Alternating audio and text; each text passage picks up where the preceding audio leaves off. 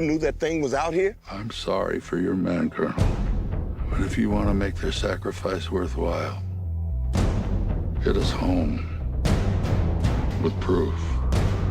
Monsters exist. Kong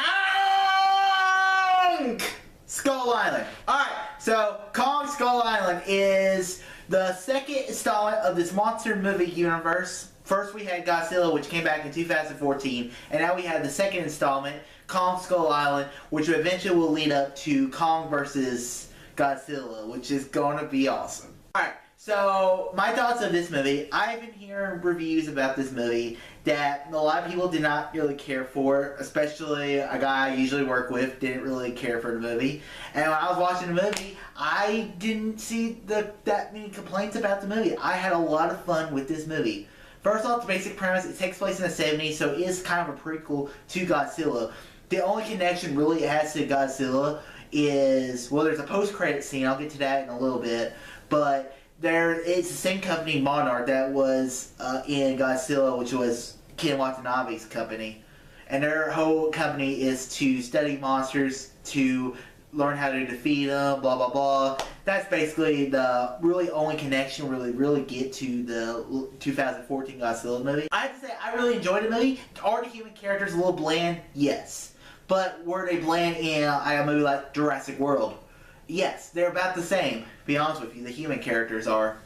And you have a bunch of human characters. You have Tom Hiddleston, he plays this British former Secret Service member. Then you also have Brie Larson, she's a photographer. They want her to try to get proof of Skull Island, of what's going on. And then you have the military, some of the military characters I really liked.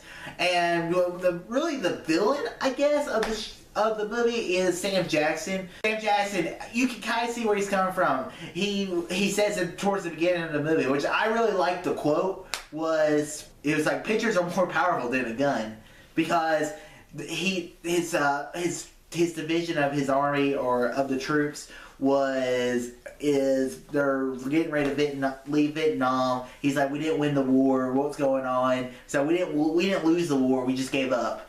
And I was like, well, that's true, pretty much. Let's get to Kong. Now, Kong is not in the movie a lot. And every time Kong was in the movie, it was really cool to see Kong in the movie. The fight scenes with Kong was pretty awesome. And the movie does focus a little too much on the human characters, but you really gotta have human characters in a movie like Kong. Like in a movie like Planet of the Apes, you can have the movie focus on apes because the apes talk. Kong doesn't talk.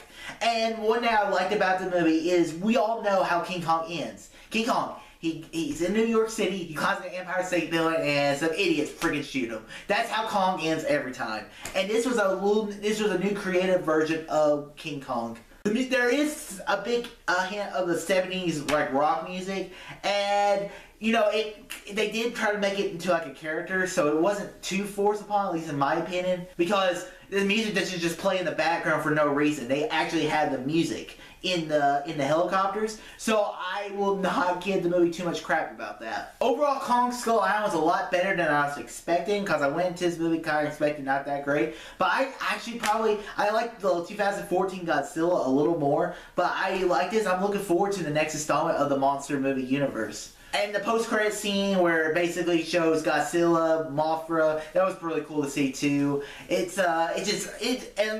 movie was really world building at the same time, because you have John C. Reilly's character. He's basically saying, it's like, oh, Kong's getting bigger, which means when he gets bigger, he's gonna fight Godzilla. So look for that when it comes out, and then who knows when.